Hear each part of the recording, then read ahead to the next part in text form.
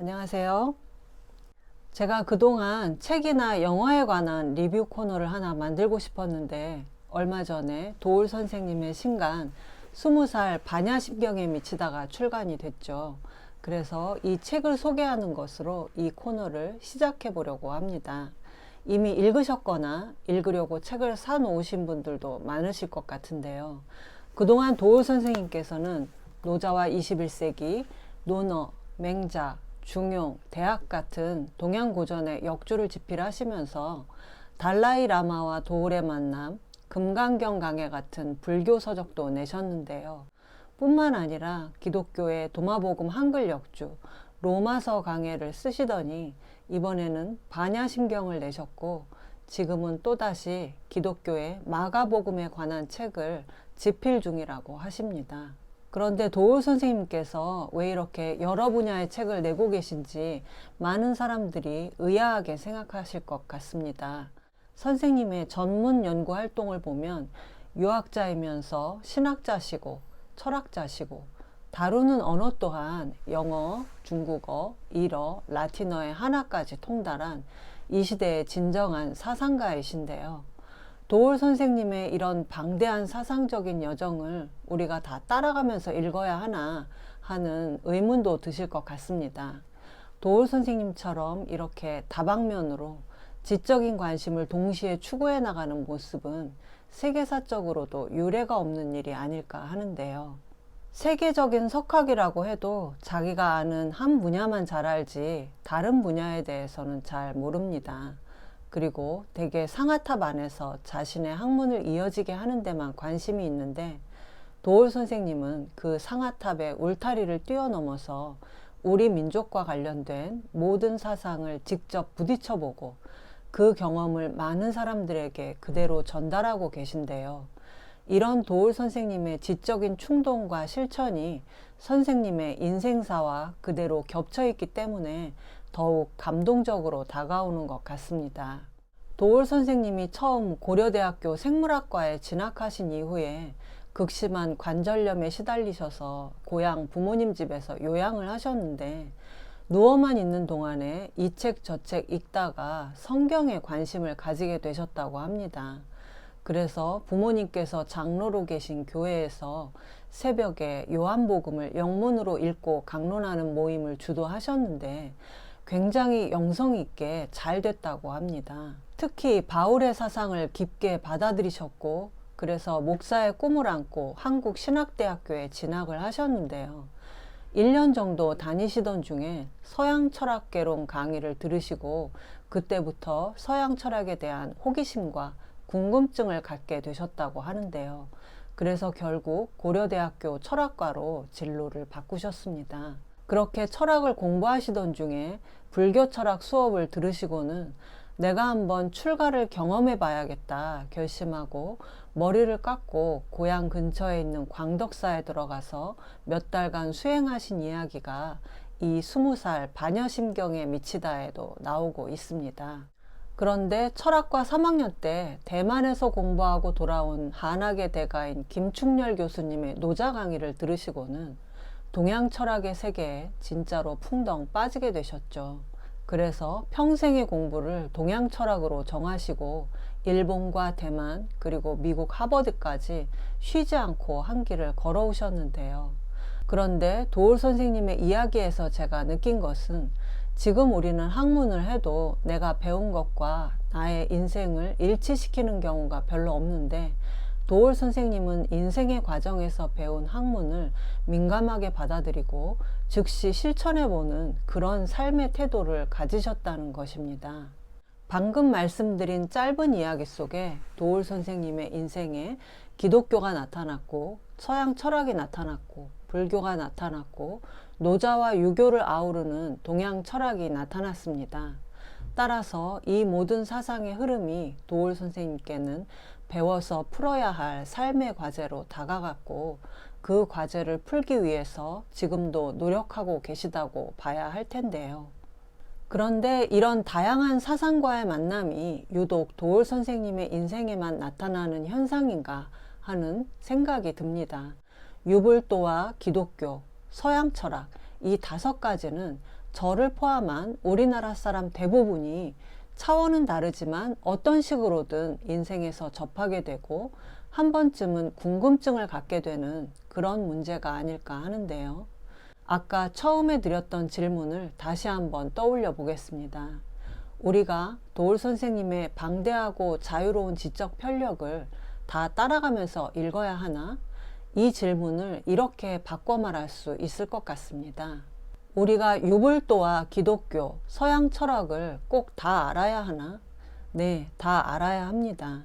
우리 민족의 역사에서 유교, 불교, 도가가 분리될 수 없고 현대에 와서는 기독교와 서양 철학의 문제 또한 모른 채 살아가기가 어렵기 때문인데요. 더 나아가서 도울 선생님의 최종 관심은 우리 민족의 제대로 된 역사와 국학의 정립이라고 말씀하신 바가 있는데, 우리가 누구인지 제대로 알고 역사를 정립하고 앞으로 나아가기 위해서 우리는 이 모든 것을 알아야 한다는 것이죠. 그래서 우리가 결국 반야의 삶을 추구하고 있는 것이 아닌가 하는 그런 생각을 해봤습니다. 유교의 공자, 불교의 부처, 도가의 노자, 장자, 기독교의 예수, 서양 철학의 소크라테스, 플라톤, 이들이 모두 시대와 분야는 다르지만 모두 인류의 성인이고 스승이라고 할 수 있습니다.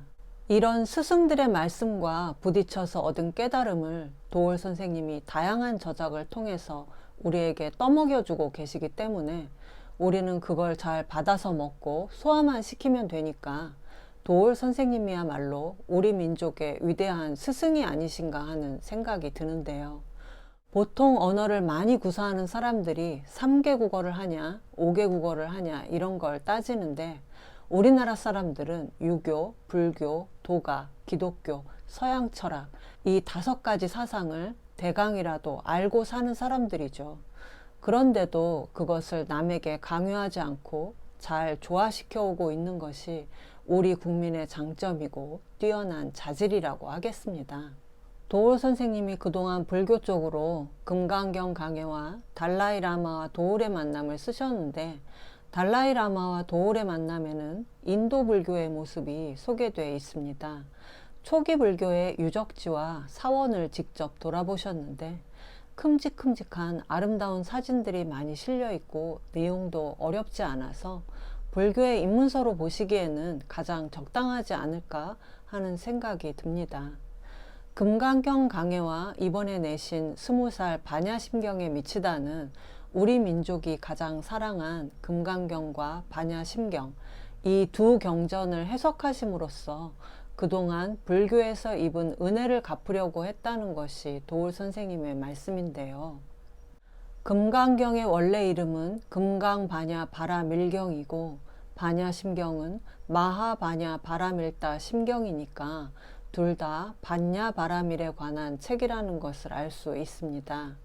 금강반야 바라밀경을 한자로는 금강경, 영어로는 더 다이아몬드 수트라로 번역하기 때문에 금강이 곧 다이아몬드와 같이 깨기 어려운 단단한 진리를 의미한다고 알기 쉬운데요.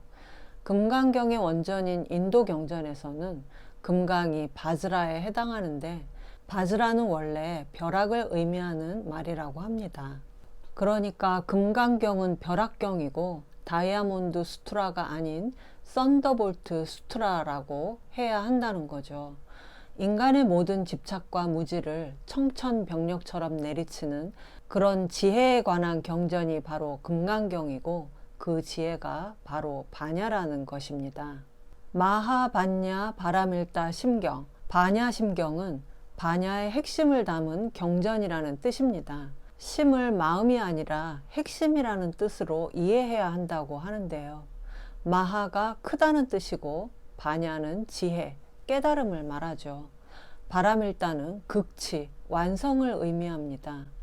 그런데 바라밀다를 한자로는 도피안이라고 쓰고 저 깨달음의 언덕으로 건너가는 것으로 해석해 왔는데요.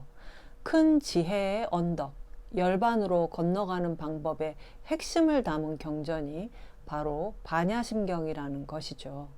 금강경과 반야심경이 같은 지혜를 말하고 있긴 하지만 금강경이 훨씬 앞선 경전입니다. 금강경이 인도 경전을 번역한 것이어서 마치 노래를 부를 때 후렴구를 반복해서 부르듯이 암송하는 경전이라면, 반야심경은 금강경보다는 한 200~300년 이후에 형성이 됐다고 합니다. 그리고 원래 반야경이라는 게 한 권의 책이 아니라 금강경을 포함해서 반야의 사상을 담은 모든 경전 전체를 가리키는 말인데, 반야심경은 그 방대한 반야경의 핵심을 딱 260자에 담은 후대에 만들어진 논리적이고 철학적인 주문이라고 보시면 되겠는데요. 그러니까 좀 어렵더라도 반야심경 260자가 궁금하고 도전해보고 싶은 마음이 생겨납니다. 책의 1장과 2장에서는 반야심경을 처음 만나게 된 도울 선생님의 일화와 한국 불교의 흐름이 소개되고 있는데요. 서산대사부터 경허스님 그리고 명진스님까지 자유자재의 해탈을 추구하면서도 결코 민중을 외면하지 않았던 여러 선사들의 모습이 소개되고 있습니다. 그리고 조선불교와 중국불교, 인도불교가 각각 차이가 있는데, 지금 우리나라 불교는 선불교의 맥을 잇고 있다고 하죠. 그런데 원래 인도에는 선불교라는 종파가 없었습니다. 선불교는 인도불교가 중국화되는 과정에서 나타난 것이고, 선이라는 말은 갸냐라는 산스크리트어를 음역한 말인데, 삼매도 선과 비슷한 말이고, 여기에 요가도 정신집중이라는 뜻으로 선과 삼매와 요가가 같은 뜻을 가진 말이라는 게 흥미롭습니다. 셋 다 인도 사람들의 생활에 배어있는 수행 방식이라는 거죠. 원래 중국 불교로 시작했던 선불교는 중국에서 당나라, 송나라 이후에는 거의 제 모습을 잃어갔고, 특히 사회주의 체제하인 지금은 더 그렇습니다. 또 일본의 불교가 젠이라고 해서 유명한데, 그러나 일본의 젠은 선불교라기보다는 젠 문화에 가깝죠. 생활 속에서 명상을 하거나 극도로 단순함을 추구하는 미니멀한 스타일의 젠이라는 이름을 붙인 것이고, 실제 일본의 스님들은 대부분 결혼을 한 대처승들입니다. 사찰을 자식에게 물려줍니다. 스님이 직업이고 가업인 거죠. 따라서 결혼하지 않고 육식을 하지 않는 계율을 지키는 스님들이 있는 선불교는 오직 조선불교에서만 이어졌다는 건데요. 도올 선생님께서 관심을 가진 것은 이 조선불교이기 때문에 우리나라 민중들에게 선택되고 사랑받은 금강경과 반야심경에 더욱 관심을 가지시게 된 것 같습니다. 그러니까 우리도 금강경과 반야심경만 알면 조선불교를 통해 이어진 선불교의 큰 맥을 대충은 이해할 수 있게 되겠죠. 책의 3장에서는 시달타의 제자들에서 출발한 불교가 보살 중심의 대승불교로 변해간 부분을 중점적으로 설명하고 계신데요. 사실 이 부분에 도올 선생님이 지금 이 시기에 이 책을 쓰신 주제가 들어있다고 봐야 할 것 같습니다. 중국에 전해진 불교는 인도의 대승불교인데, 이 대승불교와 불상, 보살, 반야가 함께 얽혀있는 개념입니다. 대승불교의 가장 큰 특징이 불상의 존재와 보살의 출현이라고 할 수 있는데요. 보살은 인도말 보디샤트바를 음역한 보리살타의 준말인데, 인도말을 그대로 옮긴 거라 한자의 뜻은 크게 신경 쓰지 않습니다. 보리에도 지혜, 깨달음의 뜻이 있기 때문에 보리살타는 보리를 구현한 존재, 보리를 향한 존재라고 할 수 있는데, 시다르타를 따르던 무리가 출가해서 계를 받은 비구들이었다면, 비구가 아니면서도 부처를 따르는 집단이 새로 생겨났는데, 그들이 바로 보리살타, 즉 보살이었습니다. 이 보살의 출현은 인도의 역사와도 관련이 있다고 합니다. 인도의 거의 대부분을 통일했던 아쇼카 왕이 정복 전쟁을 멈추고 불교를 장려했는데, 그때 스투파라고 하는 부처님을 상징하는 탑을 인도 전역에 84,000개를 만들었습니다. 여기에 화장한 부처님의 사리를 조금씩 나눠서 넣었다고 하니까 부처님에 대한 소문을 듣고 부처님을 조금이라도 가깝게 느끼고 싶은 사람들이 모여들었는데, 이 스투파는 그냥 벽돌로 만든 둥근 산 모양이었지만 자연스럽게 사람들이 이 스투파의 주변을 돌면서 기원을 비는 그런 문화가 생겨났다고 합니다. 이 사람들이 바로 보리살타, 보살이었는데요. 원래 시달타가 돌아가시고 나서 그 형상을 만드는 일이 극도로 금지가 됐었는데 헬레니즘 문명권에 속해 있던 인도 북부 지역에 불교가 전파되면서 여기서 그리스식으로 부처님 동상을 만드는 문화가 생겨났습니다. 이 불상이 스투파 지역에 들어와서 인기를 끌었는데요. 이 스투파와 불상 주변에서 생겨난 것이 바로 시다르타 생전의 초기 불교와는 전혀 성격이 다른 대승불교였고, 이 대승불교가 바로 보살들의 종교였던 것입니다. 불교가 시다르타의 말씀을 따르면서 계율을 준수하겠다고 하는 비구들의 종교가 아니라 스스로 시다르타가 되겠다고 갈망하는 보살들의 종교로 변해갔다는 것인데요. 보살들은 아무래도 출가한 비구나 비구니에 비해서 계율이 느슨할 수밖에 없었습니다. 그래서 계율 대신에 지혜의 특별한 수행을 통해서 자각적인 바라밀다, 완성의 길을 요구하게 된 거죠. 따라서 보살은 반야를 바라밀다 하는 사람들, 즉 지혜를 자각해서 완성하는 사람들이라고 할 수 있습니다. 이런 보살혁명을 통한 대승불교의 바탕에서 만들어진 후대의 경전이 바로 반야심경인데요. 드디어 4장에서 반야심경과 해석이 나오고 있습니다. 이 반야심경은 관세음 보살이 사리자에게 법을 말하는 것으로 시작이 되고 있는데, 관세음 보살은 보살입니다. 따라서 대승불교 이후에 등장한 후대의 인물이죠.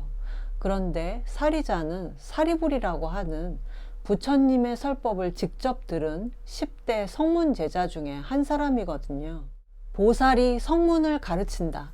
이것이 바로 대승불교의 정신이고, 이런 경전이 불교계에 적극적으로 수용이 되어 왔다는 것이 놀랍습니다. 반야심경이 260자밖에 안 되기 때문에 곧바로 주제가 나오는데요. 관자재 보살이 나의 모든 의식작용인 색과 수와 상과 행과 식이 모두 공이라는 것을 깨닫고 일체의 고액을 뛰어넘으셨다. 나를 구성하는 5가지 의식작용인 색, 수, 상, 행, 식이 모두 공인 것을 알고 나면 그 의식작용의 집합체인 나 또한 공이라는 것을 인정해야겠죠. 나라는 존재는 수억 겁년의 세월 속에서 잠깐 불이 들어왔다가 다시 소멸해버리는 아무것도 아닌 존재라는 것인데요. 나는 공이다. 나는 아무것도 아니다.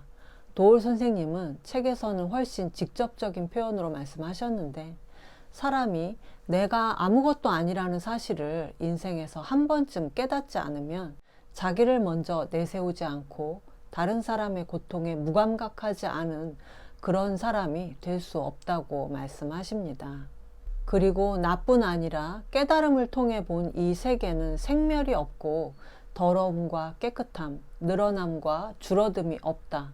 이 불생불멸의 세계에는 인간의 안, 이, 비, 설, 신, 그리고 의식도 없고 여기에서 촉발되는 색, 성, 향, 미, 촉, 법도 없고 눈에 보이는 안식계와 보이지 않는 의식계 모두가 없습니다. 뿐만 아니라 시다르타가 깨달으셨다고 한 12연기의 무명을 요약한 고진멸도도 없습니다.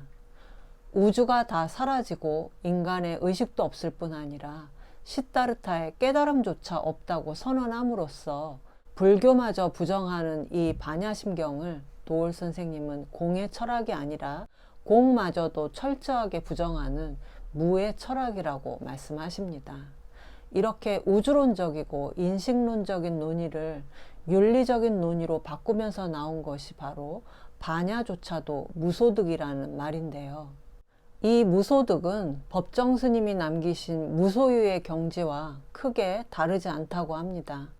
반야는 이 세상을 부정할 뿐 아니라 끊임없이 무언가를 욕망하는 존재인 나를 부정하는 무아의 경지를 깨닫는 지혜를 말하죠. 보살이 이러한 반야에 의지하게 되면 마음에 걸림이 없고 장애가 없고 공포가 없게 됩니다. 그래서 전도된 몽상에서 벗어나 열반에 도달하고 무상의 정등각을 얻게 되는데요. 안욕따라 삼맥 삼보리, 위가 없는 완전한 깨달음이 바로 무상정등각인데, 무아라는 반야바라밀에 의지함으로써 이 안욕따라 삼맥 삼보리, 즉 무상정등각을 얻을 수 있다는 말입니다. 이 무상정등각이 바로 열반을 뜻하는데요. 니르바나, 열반은 욕망의 불이 꺼진 상태를 말합니다. 그리고 마지막으로 일체의 고를 제거할 수 있는 진실한 주문이 나옵니다. 이 주문은 반야의 핵심을 노래처럼 암송할 수 있게 한 시적인 암호화 같은 것인데요. 그 주문은 다행히 우리에게도 익숙합니다. 아제, 아제, 바라 아제, 바라승 아제, 보리, 사바하. 건너간 자여, 건너간 자여, 피 안에 건너간 자여, 피 안에 완전히 도달한 자여, 깨달음이여 평안하소서. 책의 끝에서 도울 선생님은 반야심경에 나오는 관세음보살이 바로 나 자신이라는 것을 알아야 한다. 내가 바로 보살혁명, 새로운 반야혁명의 주체라고 말씀하고 계신데요. 우리가 촛불혁명을 통해 평화적인 정권교체를 이루어냄으로써 전 세계에 민주주의의 모범을 보여준 바가 있는데, 이 촛불혁명이야말로 깨달은 보살들, 자각적인 보살들의 힘을 보여준 사건이었다고 할 수 있을 것 같습니다. 이렇게 보면 보살과 반야가 불교계에서만 쓰이는 말이 아니라 우리 역사에서도 충분히 보편성을 얻을 수 있는 말인데요. 이제는 이 촛불혁명을 계승하는 또 다른 반야혁명과 보살혁명을 준비해야 한다는 것이 도울 선생님께서 이 책을 쓰신 진짜 이유가 아닐까 하는 생각을 해봤습니다. 앞서 살펴봤듯이 우리는 각 개인의 인생을 통해서 유교와 불교, 도가사상, 그리고 기독교와 서양 철학을 만나고 그 속에서 각자의 반야를 추구해 왔다고 할 수 있는데요. 우리가 이런 배움들을 통해서 스스로 자각하는 보살이 돼서 역사 속에서 나를 고집하지 않는 무아를 깨달을 수만 있다면 마음에 그 어떤 공포와 장애도 없이 우리 민족 전체가 반야를 향해 나아갈 수 있는 새로운 보살혁명, 새로운 반야혁명을 이룰 수 있지 않을까 하는 생각이 듭니다. 반야심경의 맨 마지막에 나온 사바하는 인도말로 스바라고 하는 인도 사람들이 행복과 축복을 기원하면서 하는 말이라고 하는데요. 이 스바하로 오늘의 책 소개를 마치겠습니다. 여러분 평안하세요. 스바하.